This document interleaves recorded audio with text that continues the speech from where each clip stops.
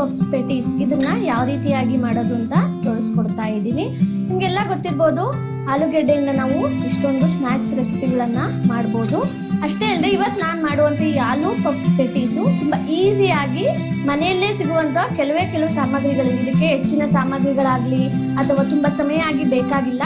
ಕಡಿಮೆ ಸಮಯದಲ್ಲೇ ತುಂಬಾ ಈಸಿಯಾಗಿ ಕೆಲವು ಸಾಮಗ್ರಿಗಳಿಂದ ನಾವು ಇದನ್ನ ತಯಾರಿಸಬಹುದು. ನಮಸ್ಕಾರ ಸ್ನೇಹಿತರೆ, ನಮ್ಮ ನಿರೀಕ್ಷೆ ಟಿವಿ ಕುಕಿಂಗ್ ಚಾನಲ್ಗೆ ಆತ್ಮೀಯ ಸ್ವಾಗತ. ಇದುವರೆಗೂ ಚಾನೆಲ್ ಸಬ್ಸ್ಕ್ರೈಬ್ ಮಾಡದೇ ಇರೋರು ದಯವಿಟ್ಟು ಚಾನೆಲ್ ಸಬ್ಸ್ಕ್ರೈಬ್ ಮಾಡಿ, ಪಕ್ಕದಲ್ಲಿರುವಂತಹ ಬೆಲ್ ಗಂಟೆಯನ್ನು ಒತ್ತಿ. ಇದರಿಂದ ನಾವು ಮಾಡುವಂತಹ ಹೊಸ ರೆಸಿಪಿಗಳು ಆದಷ್ಟು ಬೇಗ ನಿಮ್ಮನ್ನ ತಲುಪುತ್ತೆ. ಬನ್ನಿ ಈಗ ರೆಸಿಪಿಯನ್ನ ಮುಂದುವರಿಸೋಣ. ಈಗ ರೆಸಿಪಿಯನ್ನ ಮಾಡೋಕೆ ಮೊದಲಿಗೆ ಈ ಆಲೂ ಪಫ್ಸ್ ಪೆಟೀಸ್ಗೆ ಬೇಕಾಗಿರುವಂತ ಹಿಟ್ಟನ್ನು ರೆಡಿ ಮಾಡ್ಕೊಳ್ಳೋಣ. ಅದಕ್ಕೆ ನಾನಿಲ್ಲಿ ಮೈದಾ ಹಿಟ್ಟನ್ನ ತಗೊಂಡಿದ್ದೀನಿ. 1 ಬಟ್ಲಷ್ಟು ಮೈದಾ ಹಿಟ್ಟನ್ನು ತಗೊಂಡಿದ್ದೀನಿ, ಅದನ್ನ ಹಾಕೊಳ್ತಾ ಇದ್ದೀನಿ. ಈಗ ಇದಕ್ಕೆ ನಾನು ರುಚಿಗೆ ತಕ್ಕಷ್ಟು ಉಪ್ಪನ್ನ ಹಾಕೊಳ್ತಾ ಇದ್ದೀನಿ. ನಂತರ ಇಲ್ಲಿ ನಾನು ಒಂದು ½ ಟೀ ಸ್ಪೂನ್ ಅಷ್ಟು ಓಂ ಕಾಳನ್ನ ತಗೊಂಡಿದ್ದೀನಿ. ಅಜ್ವೈನ್ ಅಂತ ಹೇಳ್ತಿರಲ್ಲ, ಅದನ್ನ ಕೈಯಲ್ಲೇ ಒಂದು ಸ್ವಲ್ಪ ಸ್ಮ್ಯಾಶ್ ಮಾಡಿ ಈ ರೀತಿ ಹಾಕೊಳ್ತಾ ಇದ್ದೀನಿ. ಇದನ್ನ ಹಾಕೊಳ್ಳೋದ್ರಿಂದ ಡೈಜೆಷನ್ ಚೆನ್ನಾಗಾಗುತ್ತೆ ಅಂತ ಇದನ್ನ ಹಾಕೊಳ್ತೀವಿ. ನಂತರ ಇಲ್ಲಿ ನಾನು 1 ಸ್ಪೂನ್ ಅಷ್ಟು ಆಯಿಲ್ ಅನ್ನ ಹಾಕೊಂಡು ಸ್ವಲ್ಪನೇ ನೀರು ಹಾಕೊಂಡ್ಬಿಟ್ಟು ಈಗ ಇದನ್ನ ಕಲಿಸ್ಕೊಳ್ಬೇಕು. ಈಗ ಫಸ್ಟಿಗೆ ಎಣ್ಣೆ ಮತ್ತೆ ಉಪ್ಪು ಅಜ್ವೈನ್ ಹಾಕೊಂಡಿದ್ದೀವಲ್ಲ ಅವನ್ನೆಲ್ಲ ಚೆನ್ನಾಗಿ ಮಿಕ್ಸ್ ಮಾಡ್ಕೊಳ್ಳೋಣ. ಈ ರೀತಿ ಮಿಕ್ಸ್ ಮಾಡ್ಕೊಂತ ಕೈಯಲ್ಲಿ ಈ ರೀತಿ ಮುಷ್ಟಿ ಕಟ್ಟಿದ್ರೆ ಈ ರೀತಿ ಬರಬೇಕು. ಅಲ್ಲಿವರೆಗೂ ಇದನ್ನು ಚೆನ್ನಾಗಿ ಮಿಕ್ಸ್ ಮಾಡಿಕೊಂಡು ನಂತರ ಈಗ ನಾವು ಸ್ವಲ್ಪನೇ ನೀರು ಹಾಕೊಂಡು ಕಲಿಸ್ಕೊಳ್ಳೋಣ. ಈಗ ಸ್ವಲ್ಪನೇ ನೀರು ಹಾಕೊಂಡ್ಬಿಟ್ಟು ಕಲಿಸ್ಕೊಳ್ತಾ ಇದ್ದೀನಿ. ಒಂದೇ ಸರಿ ಹಾಕ್ಕೊಳ್ತೀವಿ, ಸ್ವಲ್ಪನೇ ಹಾಕೊಂಡು ಇದನ್ನ ಕಲಿಸ್ಕೊಳ್ಬೇಕು. ಸ್ವಲ್ಪ ಗಟ್ಟಿಯಾಗೆ ಕಲಿಸ್ಕೊಳ್ಳಿ. ಚೆಂದ ಕಲಿಸ್ಕೊಂಡ್ಬಿಟ್ಟು ಕೈಗೆಲ್ಲ ಅಂಟುತ್ತೆ, ಆಮೇಲೆ ಚೆನ್ನಾಗಿ ಬರಲ್ಲ. ಅದಕ್ಕೋಸ್ಕರ ಸ್ವಲ್ಪ ಗಟ್ಟಿಯಾಗಿ ಇದನ್ನ ಕಲಿಸ್ಕೊಳ್ಳಿ.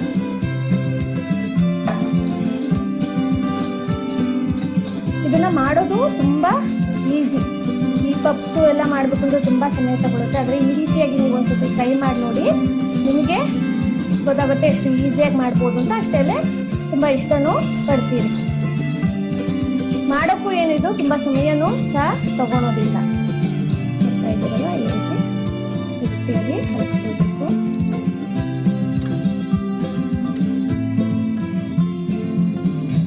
ಈಗ ಮೇಲಿಂದ ಸ್ವಲ್ಪ ಆಯಿಲ್ ಅನ್ನ ಹಾಕೊಂಡ್ಬಿಟ್ಟು ಇದನ್ನ ಚೆನ್ನಾಗಿ ಈ ರೀತಿ ಎಣ್ಣೆಯಲ್ಲಿ ಇದು ಮಾಡಿಬಿಟ್ಟು ಇದನ್ನ ಒಂದು 10 ರಿಂದ 15 ನಿಮಿಷಗಳ ಕಾಲ ನೆನೆಯೋಕೆ ಬಿಡೋಣ.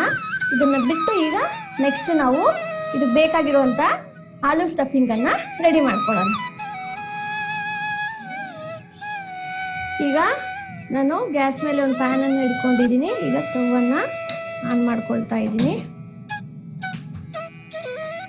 ಈಗ ಈ ಪ್ಯಾನ್ ಸ್ವಲ್ಪ ಬಿಸಿ ಆಗಬೇಕು.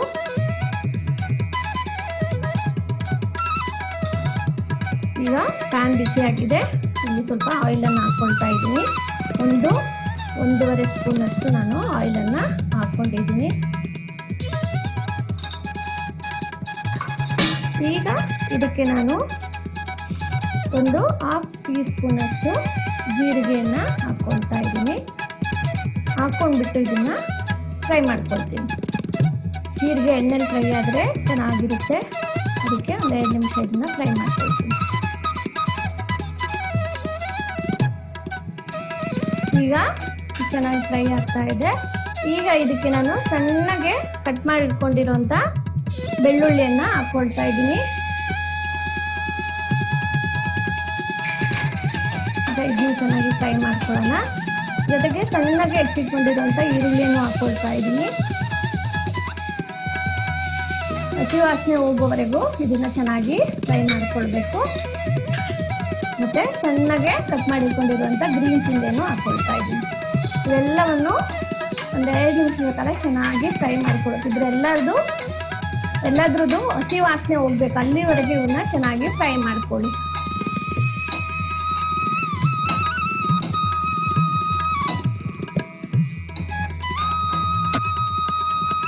ಈಗ ಇಲ್ಲಿ ನಾನು ಒಂದು 1/4 ಟೀ ಸ್ಪೂನ್ ಅಷ್ಟು ಟರ್ಮರಿಕ್ ಪೌಡರ್ನ ಹಾಕೊಳ್ತಾ ಇದ್ದೀನಿ. ನಂತರ ಒಂದು ½ ಸ್ಪೂನು ಜೀರಾ ಪೌಡರ್ನ ಹಾಕೊಳ್ತಾ ಇದ್ದೀನಿ. ನಂತರ ಒಂದು ½ ಸ್ಪೂನು ಧನಿಯಾ ಪೌಡರ್ನ ಹಾಕ್ಕೊಳ್ತಾ ಇದ್ದೀನಿ. ನಂತರ ಇಲ್ಲಿ 1 ಸ್ಪೂನಷ್ಟು ರೆಡ್ ಚಿಲ್ಲಿ ಪೌಡರ್ನ ಹಾಕ್ಕೊಳ್ತಾ ಇದ್ದೀನಿ. ನೋಡಿಬಿಟ್ಟು ನೀವು ಹಾಕ್ಕೊಳ್ಳಿ, ಯಾಕೆಂದರೆ ನಾನು ಆಲ್ರೆಡಿ ಗ್ರೀನ್ ಚಿಲ್ಲಿಯನ್ನು ಹಾಕ್ಕೊಂಡಿದ್ದೆ, ಅದಕ್ಕೋಸ್ಕರ ರೆಡ್ ಚಿಲ್ಲಿ ಪೌಡರ್ನ ಒಂದೇ 1 ಸ್ಪೂನು ಹಾಕ್ಕೊಂಡಿದ್ದೀನಿ. ನಂತರ ಈಗ ರುಚಿಗೆ ತಕ್ಕಷ್ಟು ಉಪ್ಪನ್ನು ಹಾಕ್ಕೊಳ್ತಾ ಇದ್ದೀನಿ.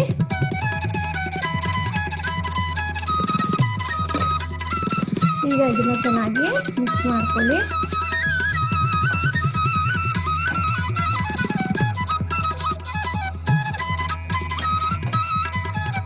ಇವಾಗ ನಾನು ಇಲ್ಲಿ ಒಂದು 3 ಆಲೂಗೆಡ್ಡೆನ ತೊಗೊಂಡಿದ್ದೆ, ಅದನ್ನ ಬೇಯಿಸ್ಬಿಟ್ಟು ಸ್ಮ್ಯಾಶ್ ಮಾಡಿ ಇಟ್ಕೊಂಡಿದ್ದೆ, ಅದನ್ನ ಹಾಕ್ಕೊಳ್ತಾ ಇದ್ದೀನಿ.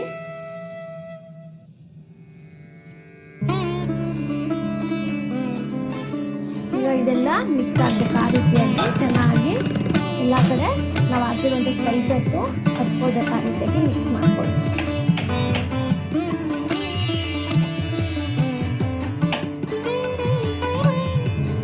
ಈಗ ಚೆನ್ನಾಗಿ ಬೆಂದಿದೆ, ಇದು ರೆಡಿ ಆಗಿದೆ. ಈಗ ಕೊನೆಯದಾಗಿ ನಾನು ಸಣ್ಣಗೆ ಕಟ್ ಮಾಡಿಕೊಂಡಿರುವಂಥ ಕೊತ್ತಂಬರಿ ಸೊಪ್ಪನ್ನು ಹಾಕೊಂಡ್ಬಿಟ್ಟು ಒಂದ್ಸತಿ ಮಿಕ್ಸ್ ಮಾಡಿಬಿಟ್ಟು ಈಗ ನಾನು ಗ್ಯಾಸನ್ನು ಆಫ್ ಮಾಡ್ತೀನಿ. ಈಗ ನಮಗೆ ಆಲೂ ಪೆಟೀಸ್ಗೆ ಬೇಕಾಗಿರುವಂಥ ಸ್ಟಫಿಂಗು ರೆಡಿ ಆಗಿದೆ. ಈಗ ಇದು ರೆಡಿ ಆಗಿದೆ, ನೋಡ್ತಾ ಇದ್ದೀರಲ್ವಾ.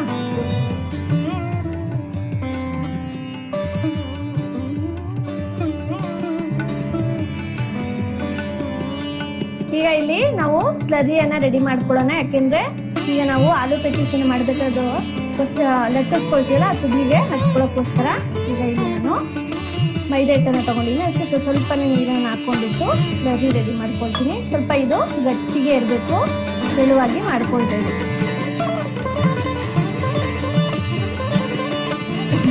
ಈ ರೀತಿ ಗಟ್ಟಿಗೆ ಸ್ವಲ್ಪ ಕಲಿಸ್ತೀವಿ.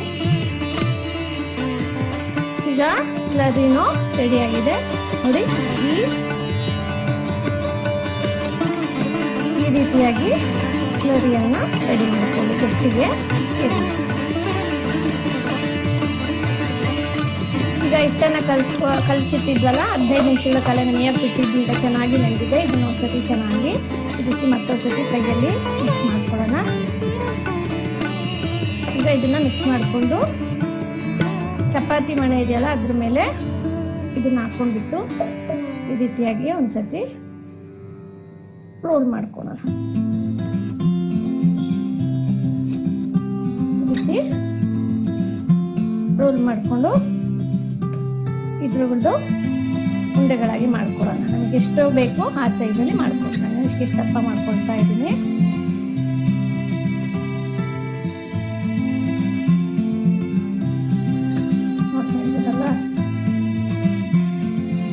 ಈಗ ಈ ರೀತಿ ಲಟ್ಟಿಸ್ಕೊಳ್ಬೇಕು, ಸ್ವಲ್ಪ ಹಿಟ್ಟು ಹಾಕೊಂಡು ಲಟ್ಟಿಸ್ಕೊಳ್ಳಿ. ಸ್ವಲ್ಪ ಇದು ಓವಲ್ ಶೇಪಲ್ಲಿ ಮಾಡ್ಕೊಳ್ಳಿ.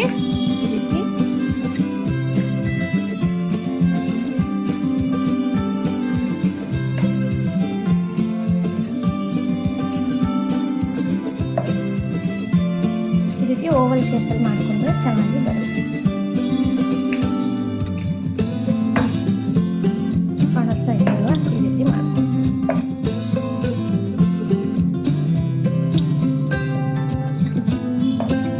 ಈಗ ಸ್ಟಫಿಂಗ್ ಅನ್ನು ಇಟ್ಕೊಳ್ಳೋಣ.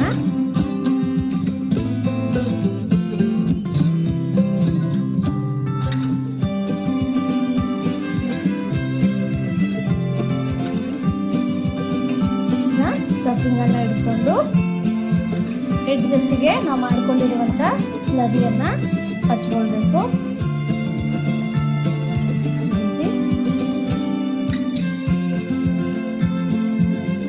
ಕಾಣಿಸ್ತಾ ಇದೆಯಲ್ಲ,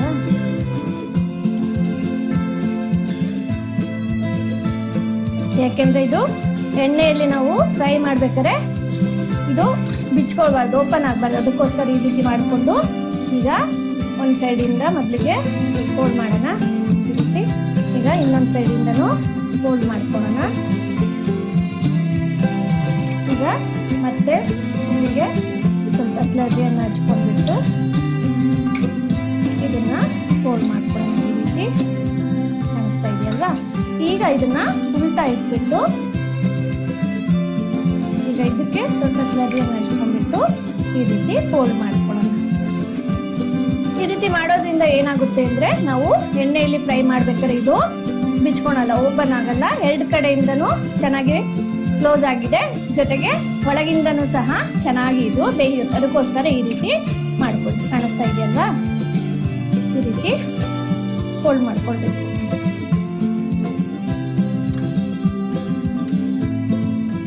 ಈಗ ಇಲ್ಲಿ ನಾನು ಈ ಮೈದಾ ಹಿಟ್ಟಿಗೆ ಸ್ಟಫಿಂಗ್ ಅನ್ನ ತುಂಬ್ಕೊಂಡ್ಬಿಟ್ಟು ಈ ಆಲೂ ಪೆಟ್ಟಿಸ್ದು ರೆಡಿ ಮಾಡಿ ಇಟ್ಕೊಂಡಿದೀನಿ.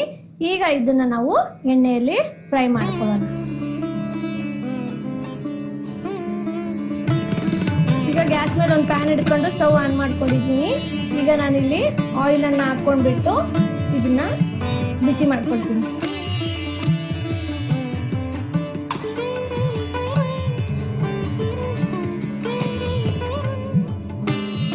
ಇವಾಗ ಎಣ್ಣೆ ಬಿಸಿ ಆಗಿದೆ, ಒಂದೊಂದೇ ಫ್ರೈ ಮಾಡ್ಕೊಳ್ಳೋಣ.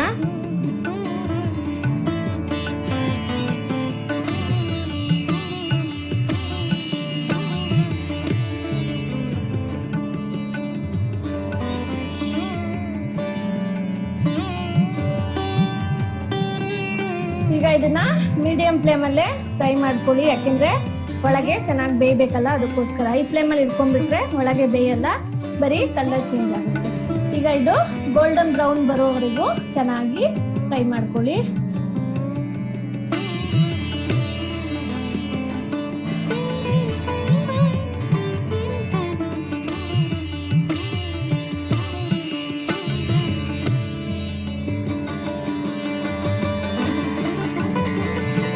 ಈಗ ಇದು ಚೆನ್ನಾಗಿ ಬೆಂದಿದೆ, ಕಲರು ಸಹ ಚೇಂಜ್ ಆಗಿದೆ. ಈಗ ರೆಡಿ ಆಗಿರೋದನ್ನ ಈಗ ತಕ್ಕೊಳ್ಳೋಣ.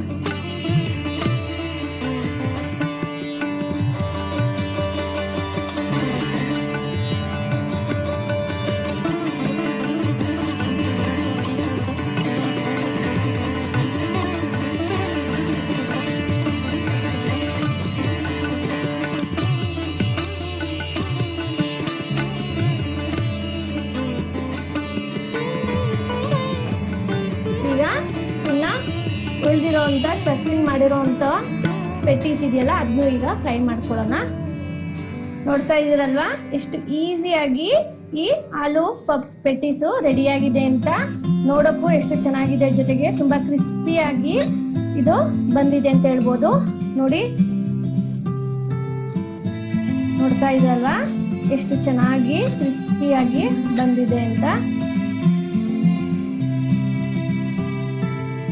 ಇದನ್ನ ಎಷ್ಟು ಈಸಿಯಾಗಿ ಮಾಡ್ಬೋದು, ಅಷ್ಟೇ ಇಲ್ಲದೆ ಇದಕ್ಕೇನು ಹೆಚ್ಚಿನ ಸಮಯನೂ ತಗೊಳಲ್ಲ, ಜೊತೆಗೆ ಸಾಮಗ್ರಿಗಳು ಅಷ್ಟೊಂದು ಬೇಕಾಗಲ್ಲ. ಮನೆಯಲ್ಲೇ ಸಿಗುವಂತ ಸಾಮಗ್ರಿಗಳಿಂದನೇ ನಾವು ಇದನ್ನ ತುಂಬಾ ಈಸಿಯಾಗಿ ಮಾಡ್ಬೋದು. ಸಂಜೆ ಟೈಮು ಟೀ ಜೊತೆಗಂತೂ ಒಂದು ಒಳ್ಳೆ ಸ್ನಾಕ್ಸ್ ಅಂತ ಹೇಳ್ಬೋದು. ಇದನ್ನ ಕೆಚಪ್ ಜೊತೆಗಾದ್ರೂ ತಿನ್ಬೋದು, ಅಥವಾ ನೀವು ಗ್ರೀನ್ ಚಟ್ನಿ ಇದ್ರೆ ಅದ್ರ ಜೊತೆಗೂ ಸಹ ತಿನ್ಬೋದು. ನೋಡಿದ್ರಲ್ಲ ಸ್ನೇಹಿತರೆ, ಈ ರೆಸಿಪಿ ಇಷ್ಟವಾಗಿದ್ರೆ ಲೈಕ್ ಮಾಡಿ, ಶೇರ್ ಮಾಡಿ. ನಿಮ್ಮ ಈ ಲೈಕ್ ಮತ್ತು ಶೇರ್ಗಳು ನಮಗೆ ಇದೇ ತರಹದ ಹೊಸ ಹೊಸ ರೆಸಿಪಿಗಳನ್ನ ಮಾಡುವಲ್ಲಿ ನಮ್ಮನ್ನ ಹುರಿದುಂಬಿಸುತ್ತೆ.